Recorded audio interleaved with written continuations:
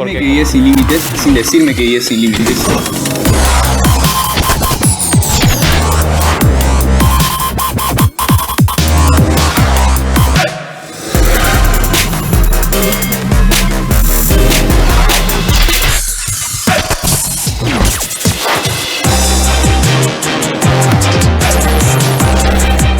Para un futuro sin límites, más de 40 carreras con visión global empresarial. USIL, sin límites.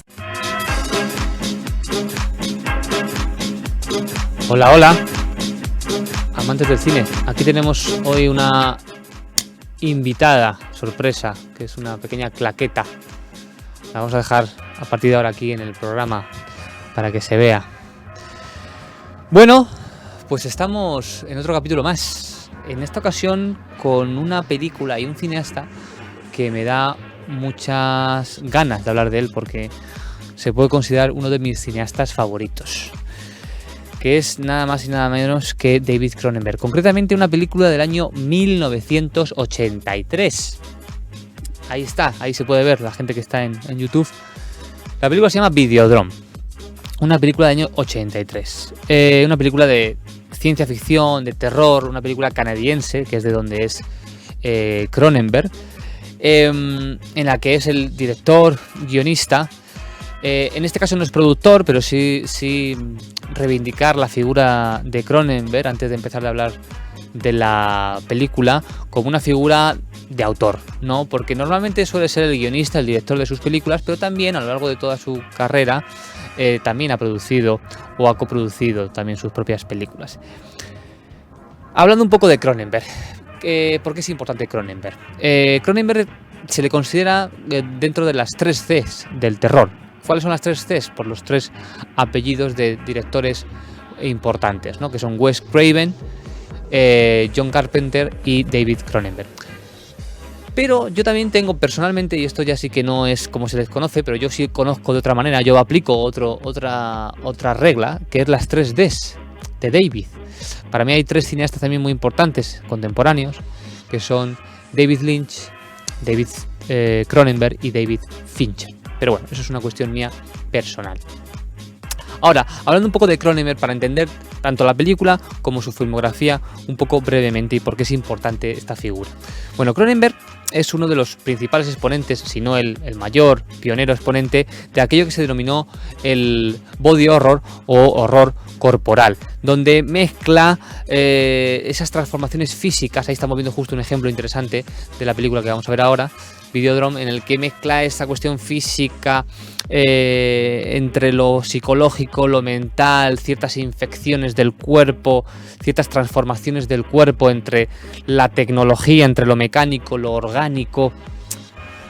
Ahí se mueve su cine, ¿no? Entre lo sexual también, toda esa reflexión sobre lo humano, sobre lo transhumano, entre los, digamos, los cyborgs, ¿no? y los cambios en las estructuras humanas y corporales, ¿no? Eso lo ha desarrollado a lo largo de toda su filmografía. Por destacar alguna de ellas, que no solamente se mueven dentro del género fantástico, sino también abre un poco a otras áreas. Pero bueno, por destacar películas justo antes de Videodrome, que del año 83, pues está Rabia, por ejemplo, o Cromosoma 3, bien, Scanners, que es una película también muy famosa, muy conocida, todo el mundo habla de ella por esa escena mítica en la que le explota la cabeza, ¿no?, a un personaje. Y luego, para mí viene el mejor Cronenberg que se desarrolla después a partir de esta película, que es una de los grandes hitos y de las mejores películas que tiene, con La Mosca, ¿no? Con La Mosca. Luego viene en el año 88 Inseparables, de The Ringers, que por cierto es el siguiente año que vamos a ver, ¿no? Son los 35 años, en el año 88 hacemos 35 años. He elegido otra película, pero tuve dudas de elegir entre Inseparables y Videodrome. Al final me quedé con Videodrome. Luego tenemos Crash, ¿no?, que es un peliculón de los años 90, muy importante, y que incluso ganó Cannes. Y en este siglo, pues por destacar, hay varias, pero por destacar Promesas del Este con Viggo Mortensen, es una super película. O incluso Cosmópolis con el actor Patterson, haciendo un papel muy interesante. Hasta el día de hoy, que el año pasado presentó Crímenes del Futuro, ¿no? Crime of Futures, que es una también película que vuelve a sus inicios, ¿no? Bueno, hablemos de Videodrome. Videodrome está protagonizada por James Wood, que lo estamos justo viendo en pantalla, un actor también reconocido y famoso, que tiene alta trayectoria y sobre todo una trayectoria también muy ligada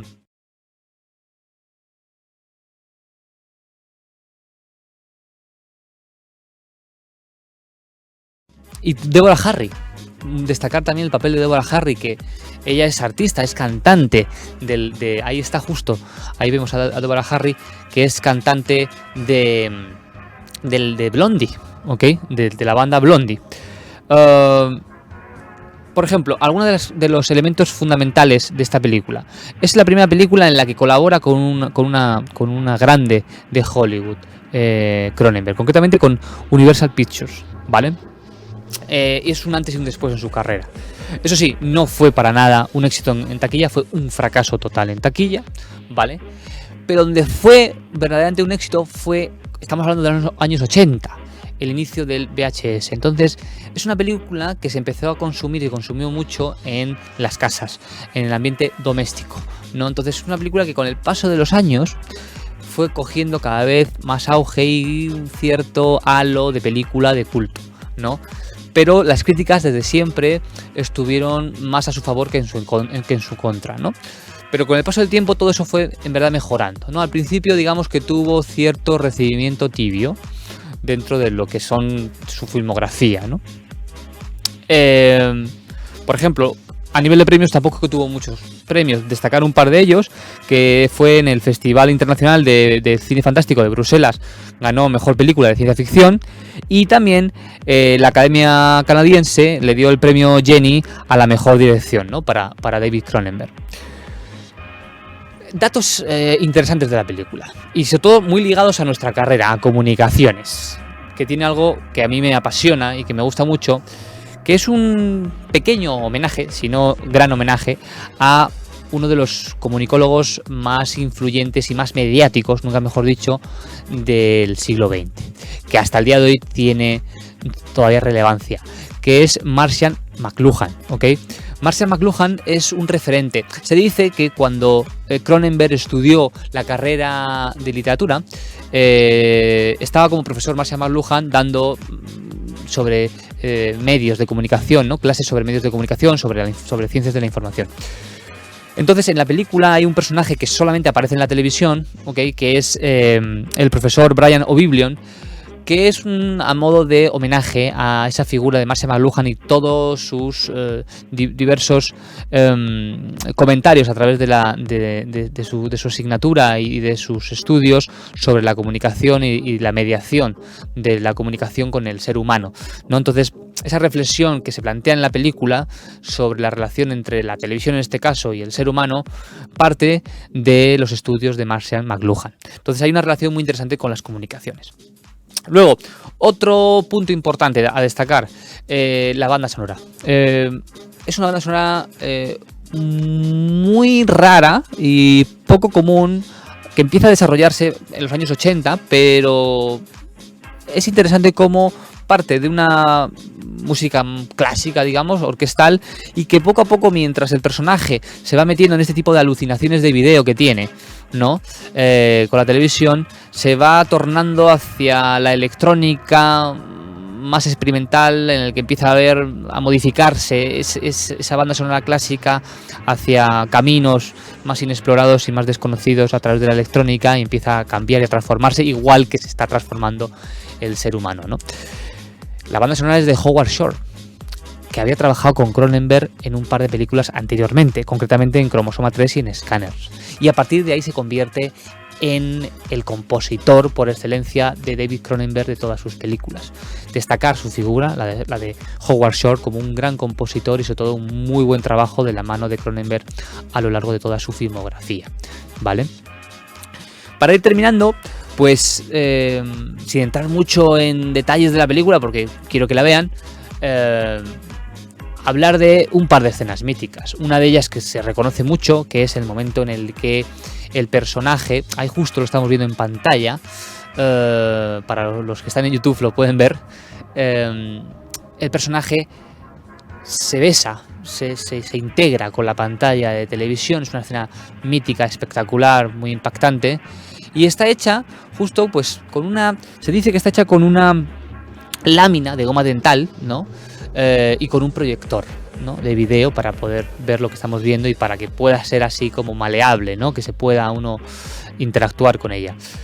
Y luego tenemos otra escena que ya la hemos visto antes, en el que ya ha aparecido justo en pantalla, en el que él está con la así, ¿no?, con la mano en la sien, justo esta que estamos viendo, que es el final de la película, ¿no?, que es también es un speech, es un monólogo, es un acercamiento, un traveling que va hacia él y que hace una reflexión final sobre lo que ha sido la película y sobre lo que quiere contar la película, esa transformación del ser humano, y que dice una expresión final que ya lo va repitiendo a lo largo de la película, que es larga vida a la nueva carne, que así es como se le conoce a Cronenberg, por crear este concepto de la nueva carne, ¿no? Entonces esta película marca ese antes y después, porque literalmente lo dice el personaje, ¿no?, en ese final espectacular. Que por cierto, es de reconocer que cuando yo me despido en los programas de Viva el Cine, con Larga Vida al Cine, siempre me he inspirado de alguna manera y siempre tengo en mente este final de Cronenberg, de Larga Vida a la nueva carne. Por lo tanto, nos encontramos con una película fascinante, muy impactante, también os digo. No es para todos los públicos, pero para aquellos que quieran indagar sobre la ciencia ficción, películas sobre una reflexión sobre los medios, sobre el ser humano, sobre las transformaciones que uno procede, no solamente mentales, sino también físicas, es su película, ¿vale? Es una película de culto que se ha convertido en referencia absoluta para muchos cineastas a lo largo de la historia, y que terminamos con una escena que ha sido he de asegurar que ha sido muy difícil elegir la escena con la que terminamos, pero vamos a terminar con una escena que está en inglés, pero me gusta por lo impactante que es, ¿vale? Es muy impactante, en la que vemos a James Wood, al protagonista, en el que se le introduce una cinta de video en el abdomen, y pasan cositas, ¿no? No quiero desvelar, véanlo porque impacta mucho, y con eso terminamos la sesión de hoy. Muchas gracias y larga vida al cine. Chao, chao. You've been very useful to us, Max. We'd like to keep using you until you're all gone. Open up to me.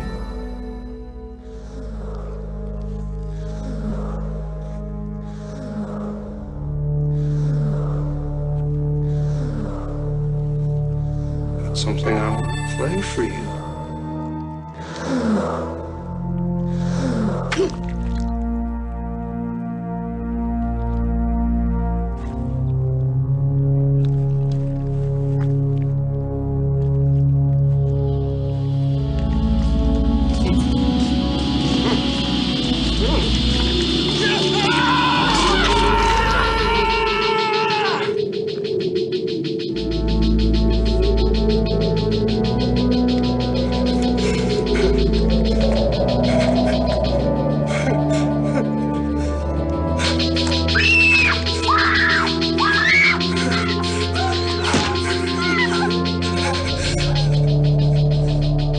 Pittsburgh.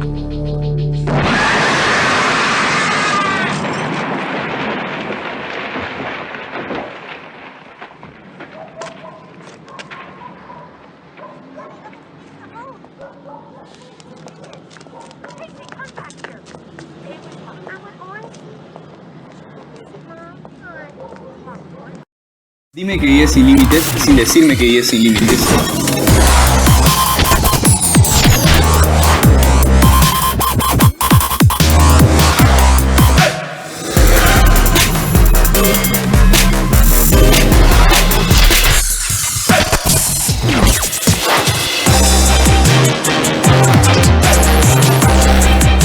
Para un futuro sin límites, más de 40 carreras con visión global empresarial. USIL, sin límites.